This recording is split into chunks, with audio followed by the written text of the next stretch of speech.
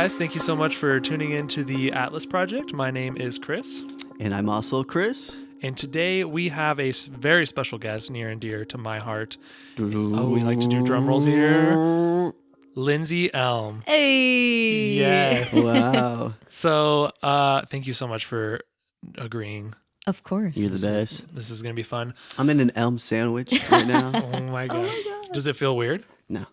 Okay, good. Okay. So we're going to start off with just a little introductory. I know that a lot of people know you, so you don't have to go too detailed, but just tell us about yourself. What are your passions? What do you love to do? Sweet. Well, first of all, thank you guys so much for having me. It's awesome to be on the Atlas Project. And you guys, if you were in this room right now, it's like vibe central. So I'm feeling very creatively inspired. I love it. Thank you. But yeah, my name's Lyndsey. I'm a singer-songwriter, worship leader based out of Northern California. I'm also an Elm, so Yes, I'm you are. related to one of the Chris's in here. We're cousins, so that's pretty cool. But yeah, and I'm a worship leader at my church. It's called the Father's House in Vacaville. I'm on staff there currently right now in the worship department. And yeah, I love music. I love to sing. I love to play. I love athletics and sports, and I've kind of been that way my entire life. And I love people. I love to encourage people, help people in any way that I can, hopefully inspire people to also pursue after their dreams. And I'm passionate about life and love and music, and I'm passionate about just helping people see the best versions of themselves. So that's what I would say. Love it. Jeez, that's real. That The is best real. cousin of them all. Oh man, you're gonna make me blush. Hey. Chris, do you want to start off with any questions or? I kind of want to go over the typical, the voice. Yeah. The typical question that you always get. Of course. So how was it? Yeah. So I was on NBC's The Voice, Yes, which you were. is crazy. I was on season 9. So what's crazy is that it was 3 years ago at this point since Right. it aired. So it feels a little far away now, but yet there's still memories and everything that are still so fresh. But Right. that experience was life-changing. It was definitely a marker in my life that I never saw coming by any means. I mean, I wouldn't have called myself a singer-songwriter or a musician or anybody in that realm growing up. I didn't think that that was something that I could do. And so trying out for the show and getting onto that, the whole process and walking through it, it definitely taught me so much. And it gave me that confidence and just assurance that I needed as I was kind of exploring, should I do music or how does that work? Can I do this? And so that whole experience taught me that, hey, like, you have what it takes, you have a voice, you should use it in whatever capacity that you want. And so it was life-changing. It was out of this world. It was the coolest summer of my life for sure. No, that's as we were tight. recording and doing everything. But it was something that I'll never forget. And I feel like it was a launching pad and kind of a starting moment for me creatively to be able to step into something that I hadn't been able to step into before. You said it was like super long ago, and I know people that were like on, like dance shows like ABDC World of Dance. Yeah. Did you ever feel like internally like, how long can I ride this wave of like saying that I'm on The Voice? You know what I mean? Like, Yeah. not to discredit it, but more of like, there's some people that that's their handle for like Yeah. 5 years, Right. And it's like, as an artist, you want to kind of expand and like you appreciate that moment, of course. Yes. But did you internally like know like, okay, I can only, this will only be a thing for a certain amount of time. I know I need to push myself even more. Yeah, absolutely. And I think that was, I loved writing, and I even called it that, the Right. voice wave. Right. After I got off the show, there was kind of this spotlight that hit on me that I had never experienced Right. before. And so, walking around town, and I mean, just the support and the love from my hometown and just Northern California and everybody in general across the entire United States was amazing. And so, being able to take that and go, okay, let me ride this wave as long as I can. Right. And for me, it did feel like kind of cart before the horse a little bit, because I had been, in school, I was in college, I came back, I auditioned for the show, and then boom, all this stuff started happening. So, I came home and made a website, got a Right, band together, right. started gigging, doing all this stuff. And at the end of the day, I'm really proud of that. I'm proud Right. of just kind of how hard I worked right off the bat. And in that moment still struggled with, okay, like, am I doing everything I should be doing? Right. But I did want to use that notoriety and that title of, hey, you were on the show, and Right. utilize the spotlight as best I could. But now I think in the season that I'm in, I rode the wave for as long as I could. And I feel like at the beginning of 2017 is when I really felt kind of that wave start to die down. Right. And it was at that moment when I was like, okay, all this stuff happened, but what do I actually want to do? What do I Right. actually want to do with music, and how do I want it to look like? Because there were a bunch of people telling me what I should do, or hey, this is how I should look, this is how I should sing, or this is how I should, portray myself. And so I kind of just wanted to bring it back to the basics after that wave ended and go, okay, what do I actually want to do? And The Voice is great to be able to use that notoriety to your advantage. But at the end of the day, like every artist you want to be known for what you're doing. Exactly. Just based on Lyndsey Elm, not Lyndsey Elm Exactly. from The Voice. And Right. that will always be a special part of my story. But I think at this point, I love it, but it's something that I want to kind of branch out of and Right. be, okay, I'm just Lyndsey. And what does Lyndsey do as an artist? Well,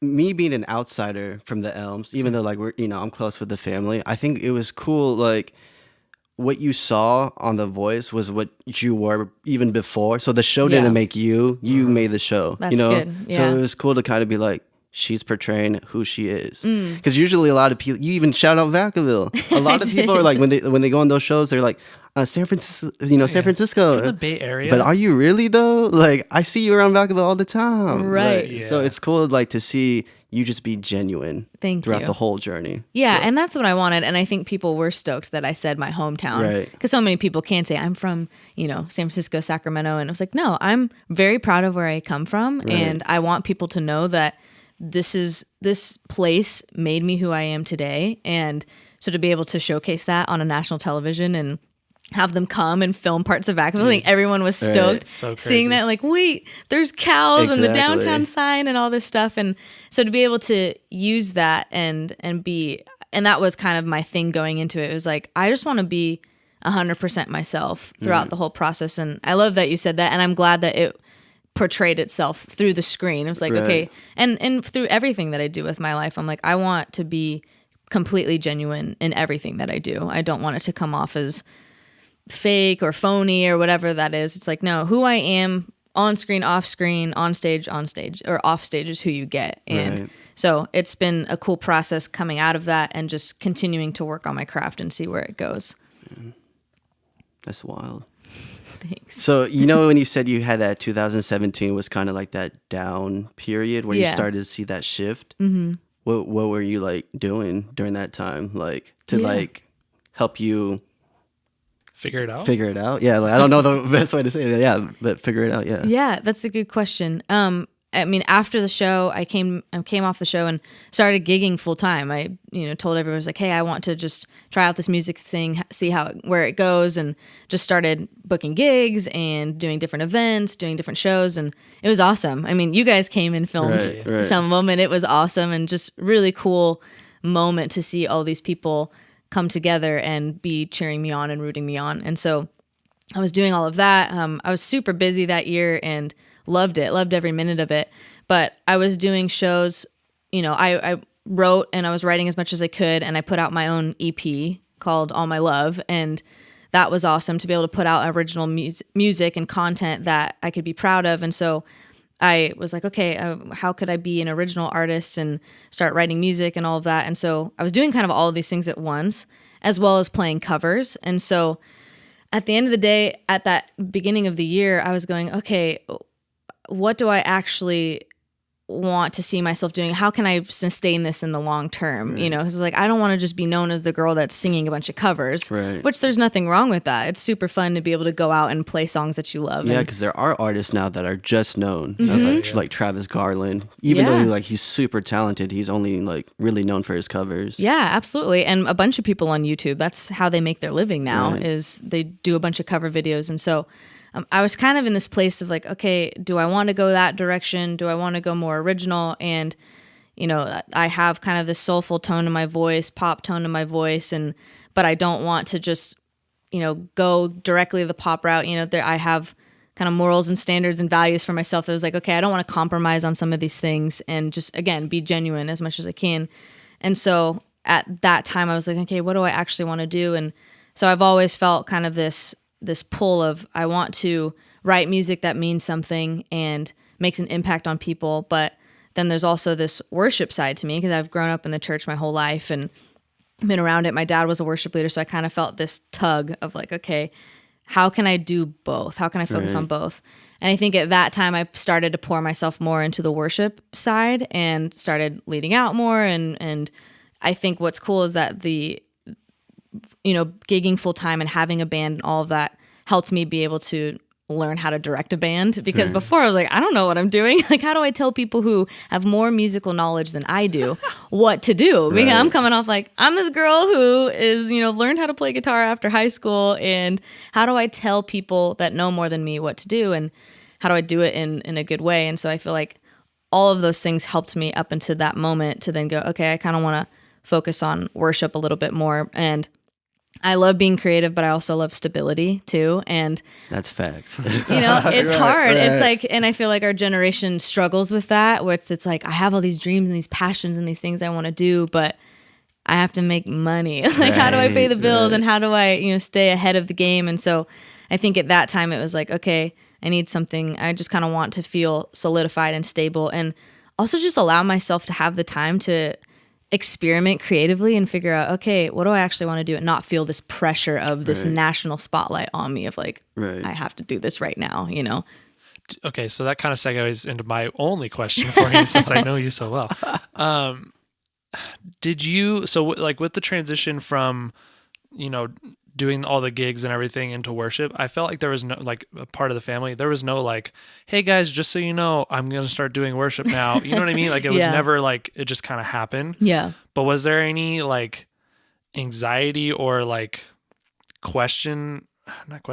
like essentially, did it feel like you were a failure because you were like stopping the dream of like the voice and like the gigs and all that? Or did the gigs kind of just happen and you're like, okay, it's fine, I don't need to like go that route? You know what I mean? No, that's a great question. And I think I did struggle with just kind of the feeling of, okay, where do I go from here, and feeling a little lost. And I mean, obviously I'm competitive and want to be the best that I possibly can be. No way, you're not that at all. I want to be the best that I can be. And so I kind of felt like, okay, if I don't want to continue in this route of gigging every weekend and playing all these shows and doing this stuff, is that a failure? Is that a failure?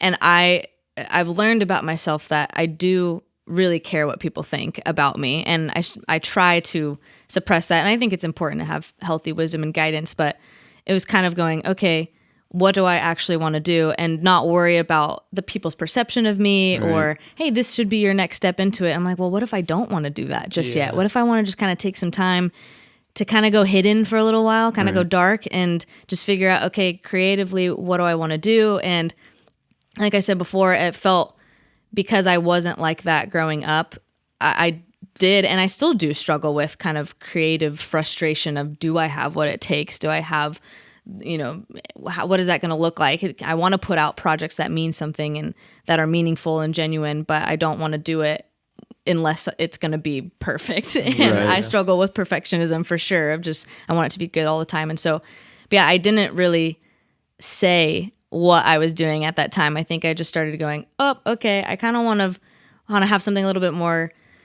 I don't know, stable as far as work-wise, and then also start going into this realm of worship and experiencing what that feels like as a worship leader, and pursuing after that calling of my life. And so, I did struggle with the feeling of failure, or just like not living up to people's expectations. And there was definitely rejection and disappointment even after the show that I had to walk through, because I knew that there was going to be a moment of disappointment, but of course I wanted to make it farther than I did. But if anything, I was very grateful for the opportunity, but still had to walk through that feeling of, okay, this was my life. This consumed my life for almost a year, and now it's not there. So now what do I do? So I did struggle with that for a little bit, and I don't think I really wanted to say, because I didn't want to, I'm always like, I don't want to let people down. Even if it's something that I'm like, I don't want to do that right now. I want to kind of change gears and focus on this creative aspect, but yet you feel like you're letting people down. Yeah. for whatever reason. But I did struggle with that for a little while. Yeah. I think that's the hard part now. It's like you want to keep people that you care about, you want to let them know what's going on, but sometimes you have to, like, if you have their inner, what am I trying to say? If you have their like voice kind of speak to you and try to give you advice, sometimes their advice isn't needed at the right. It's not needed at that certain moment. Sometimes Right. you got to make your own. If you're gonna fail, you're gonna fail. Like you have to go through it on your own sometimes, and then kind of learn from it. Because Yeah. if you base every decision you make off the people you care about, you're gonna be going crazy. Exactly. So For the record, when I use failure, that was a lack of a better term. How dare You know what I mean? How dare you? But it's like as if, like, because we started our business, and if this kind of just dwindled out and we stopped classic, I would feel like we failed in a sense, because it was like we pushed after it 110%. But what I think is, with the gigging and the voice and all that whole side of you, I feel like that was a stepping stone into what is coming. You know what I mean? I love that. Because it's like, dude, you left for the voice, and then she comes back. Like, her voice was good before, but like it was 1,000 times better. right, And then your confidence, just being like, I was there when you got kicked off. Yeah. That is the most intimidating thing. Right. I cannot believe that you just went out onto the stage and sang. You know what I mean? Right. It just Yeah. that blows my mind, especially for somebody that didn't, grow up musically. You Yeah. know? So it's just, yeah.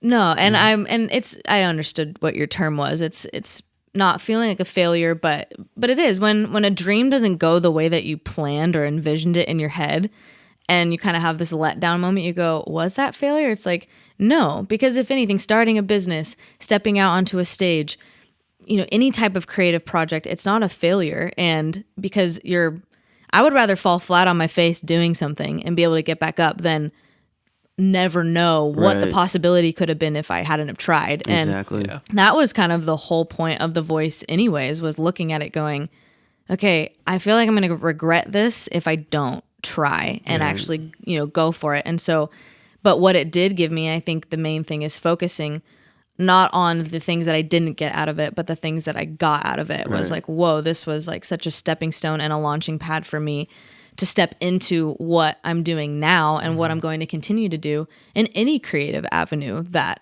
you walk into at Right. whatever point in your life. And so I think it's super cool to be able to step out into something and watch what you learn along the way. It's not so much about, it's cheesy, but it's like, it's not about the destination, but it's about the journey, Right. you know? It is, it's But it straight really up. is. And it's like every part of your life is going to teach you different things. And I definitely did feel, no matter what, that everything that led up to that moment, like everything in my life led up to that and now. And it was that the whole voice experience it's so amazing and it's so great, but it's also not reality, because Facts. you're in this sound stage with all these people, and there's so much more high pressure stakes. Yeah.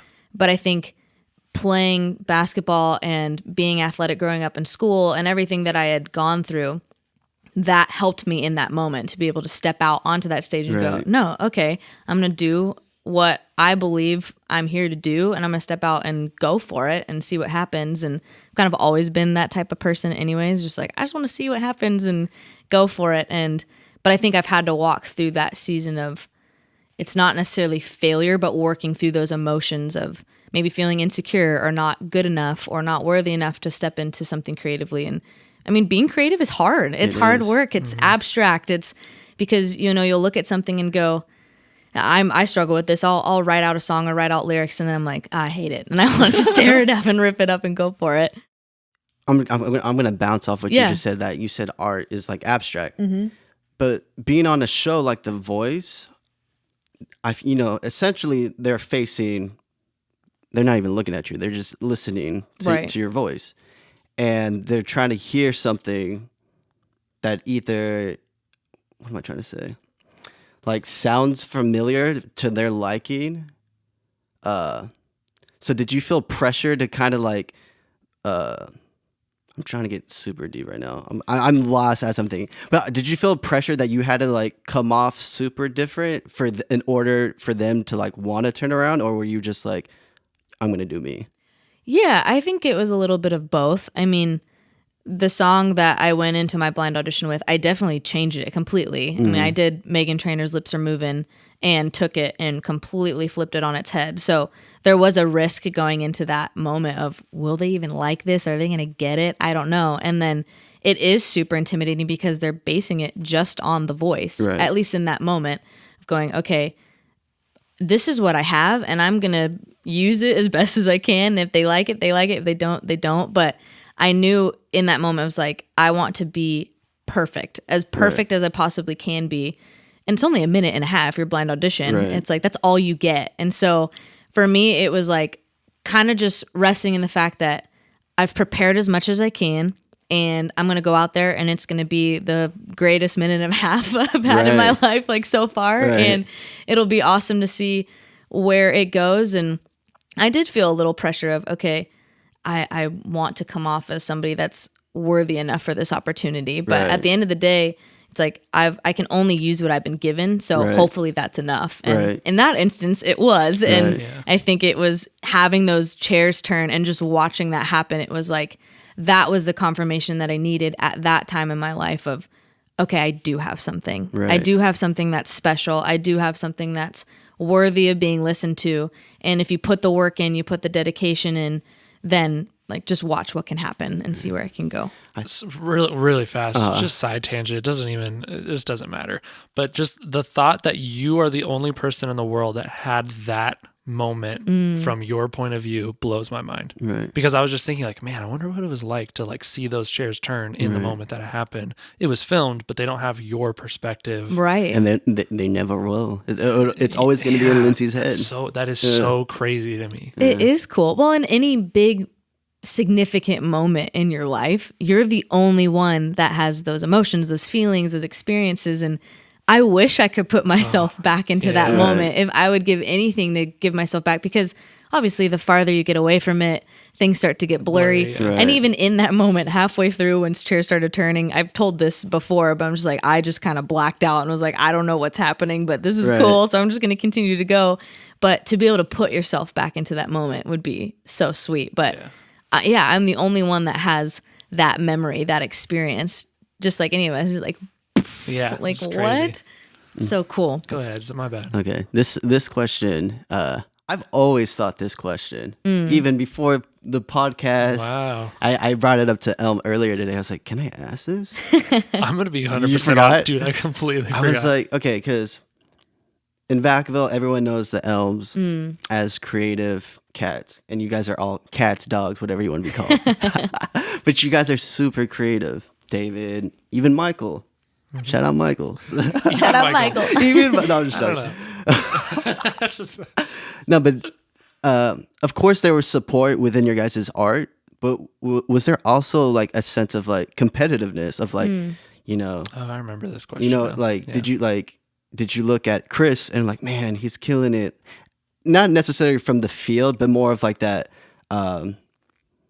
where he was at in Yeah. his life. Was there any sort of comparison between the Elm And you're just talking about in general? in general? In general, We can talk about art. Let's say in the art field. Okay. Was Yeah. it ever sort of like, man, he's doing it or she's doing it?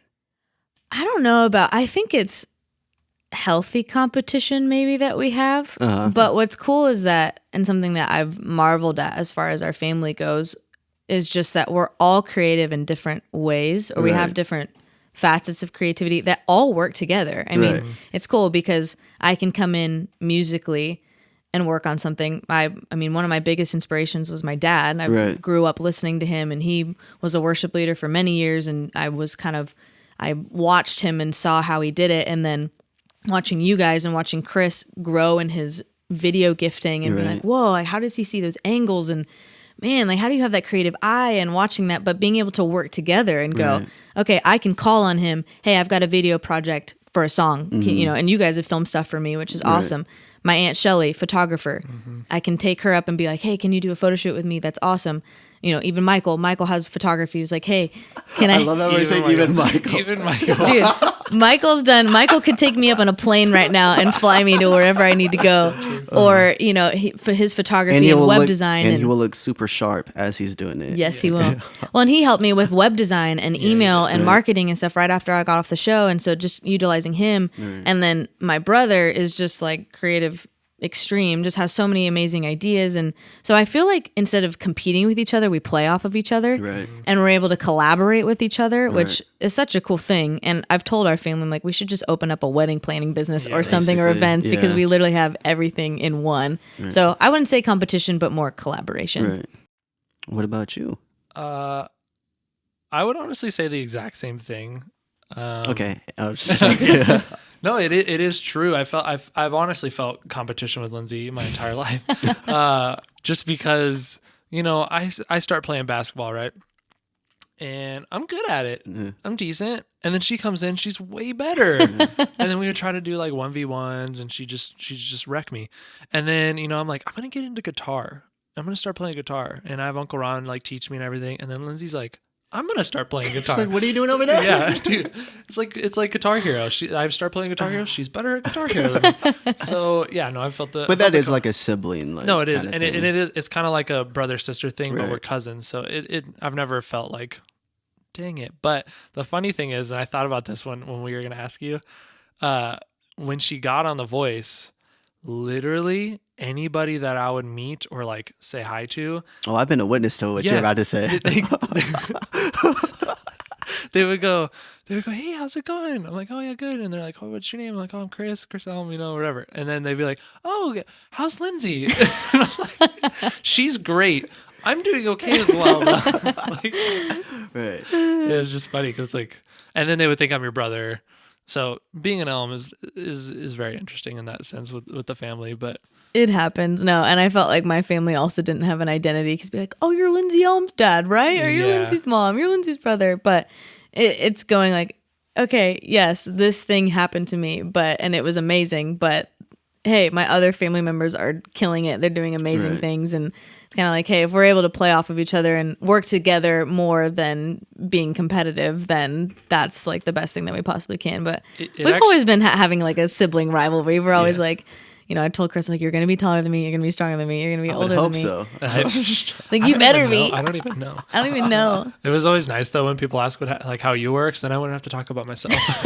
Like, I can just talk about Lyndsey and I don't have to say me. She was on The Voice. She did this. I was there. That is true. Like when someone asks you to talk about yourself, it's like awkward. It is. But then when they're like, how's Sav? Like, oh, she's doing this, she's doing that. So it is like, you want them to be like, hey, how are you doing? But then when it happens, you're like, oh, damn. Like, no, I don't want to. Like, I really don't want you to ask me. Yeah. Well, I think to like play off of that, I struggled with that too because I don't really like talking about myself, or it was really weird for me to start promoting myself or pumping myself up because I didn't know really. I was like, okay, am I doing this? And again, going back to the feeling of, do I have what it takes? Am I doing this right? I don't know. And so it's funny when people ask you what you're doing. And I feel like when you're creative, when you're in seasons of, I don't feel like I'm being as creative as I want to be. When people ask you, you go, I have to think of something to come up with. And what am I going to say? And it's like, I feel like it's also important to just be honest in that moment. Like, hey, I'm actually taking a break right now. I'm working on some other stuff,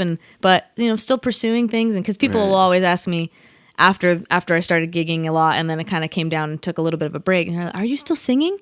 I'm like, yes, like, I'm singing every day. You can come to the Father's house. It's awesome. Yeah. But it's like I'm always singing. I'm always thinking of things. I'm always being creative. But it's funny when people ask you to talk about yourself. And it is this weird moment feeling, okay, how do I do this? And I think I'm still learning on how do I do this in a healthy way where it doesn't come off as arrogant or cocky or self-centered. It's this weird feeling of, but that's how you have to be when you're creative and you're putting something out that you're passionate about. I want to promote it and I want as many people to listen to it, hear it, watch it, whatever it is.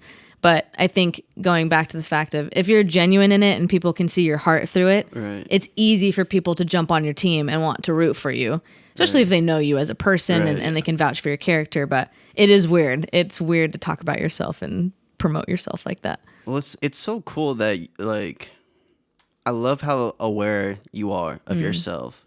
especially coming off of something so grand. Because a lot of I know people, if they got that chance, their ego would be like, Through the soaring. Like, where's my water? Like, no, dude. Like, it's just like, it's so nice to know like people. I would like to say that we're like that as well. Like we have that mentality, and it's just I love it. I just love it. Like, I love us. Now you're bragging. yeah, I know. Like, we're so good. Website right here. Nah. Here's all my handles, but it's true. It's, there is this sense of pride sometimes when you are doing something that's cool and you want to promote that. But I think for me, going into The Voice and that process, I wanted to have the right perspective about it and go, okay, this isn't my everything. My identity isn't in The Voice. It's not in this show. And I think as long as you have the right perspective about things, then I was able to, kind of not take myself too seriously, or I didn't want to get prideful about this. I think I still, if anything, I got a little bit of a taste of how celebrities feel when people are calling their name and they're screaming for them, and watching people care about your life. You do kind of get the sense of, whoa, okay, I might be doing something that means something. Yeah, that's human. I feel like if anyone were to have that, they'd feel the same. It's natural, but I think you have to have the right perspective about things, and because I didn't get wrapped up in the show, it wasn't my end all be all thing. There's people that if you get all wrapped up in that and think that that's your only chance, that's your only shot to your dreams or whatever you're wanting to chase after, and then it doesn't go the way you planned, that's devastating. And I know people that it wrecked them for a while, and you kind of have to build yourself back up and go, okay, no, I do have something. This rejection or this disappointment that I felt isn't the end all be all. I can pick myself up and use it as a tool and a resource to be able to move forward into the next thing. But it's hard, and it's working through all of those emotions and things, but I do want to be a person that's self-aware and knowing, okay, consistently working on myself and going, what are my strengths? What are my weaknesses? And how do I blend those together to be the best version of myself I possibly can be? Right. It's a great attitude, especially nowadays. I can almost see The Voice for her being like our Alaska Airlines. And that's what I always be like. I was like, not to like say I'm over Alaska, but it's just like, that's not my... That happened, and I'm like, what's next, kind of thing. I'm super appreciative, of course, but like, it's always weird when people like, that's how they, it's the biggest thing that happened to us, but it's also like, there's more to us than that, just that one job. Totally. That we've like, there's 365 days out of the year, and we worked that job for like 2 days, and it's it was 7. Oh my god, so 7 the best days. week of my life. No, but it's just like, it's tough when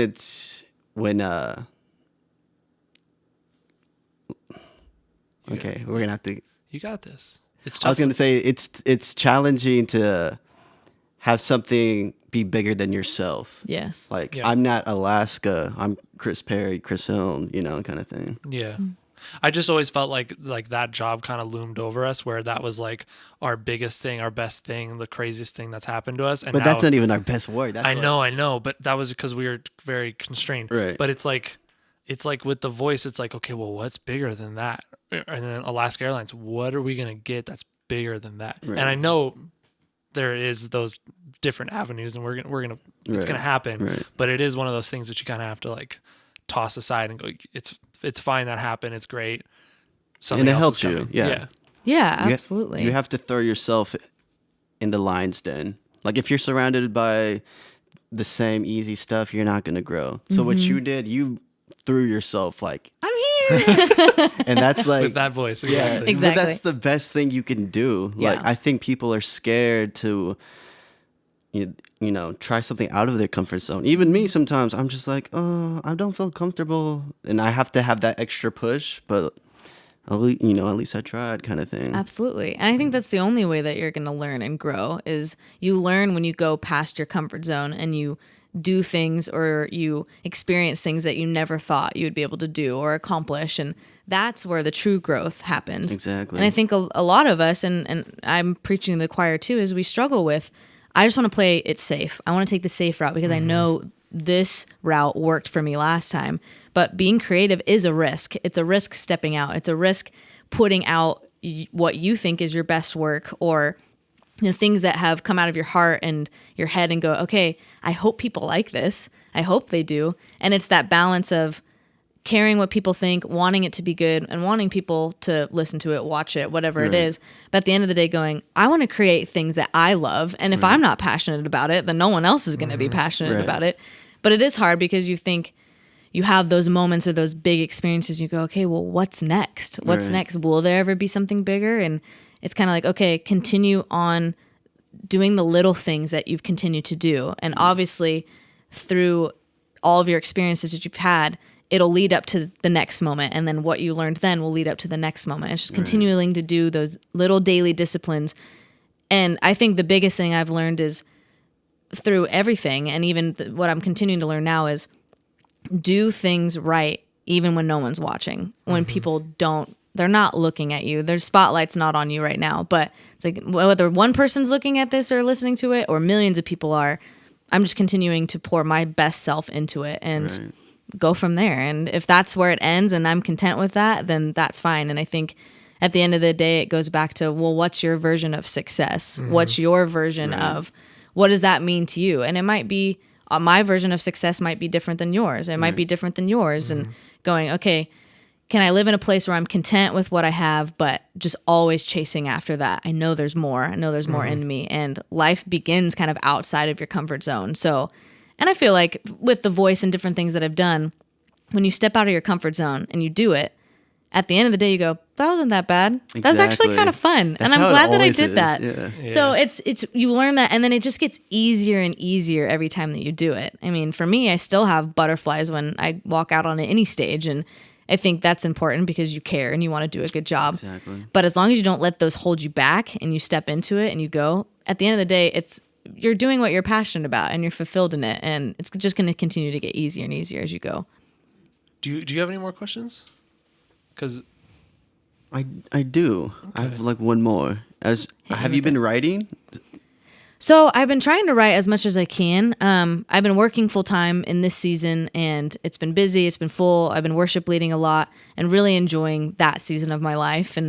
But at the end of the day, I do want to write not only projects that are worship, but are also, if you even want to call it secular world, but it's like I want to write projects that are in both. But I think I'm challenging myself. I think I took a little break for a while, and goes back to that. I don't even know if I have something to say. Do I have something that's worth being said? I don't know. And it's harder for me to step into that realm, and because I am a perfectionist and just want it to be good right away. But I think recently I've been challenged and kind of had this spark again of just start writing. And it doesn't have to be good right away. In fact, you kind of have to unclog the pipes, for a lack of a better term, to get the gold out of there. And so I think it's starting to do those daily disciplines of, hey, I'm going to set aside even just 30 minutes today to write, whether that's poetry or whether that's a song. I have a running doc on my phone that have lyrics and melody ideas. Voice memos are awesome to be able to use your phone and sing melodies into. So I have a ton of stuff on my phone, voice memos. It's then just sitting down and putting those to something and working with the right people, producer wise, to take the ideas and the melodies I have in my head and put them out. But I've got some cool ideas for some projects that I've been thinking of.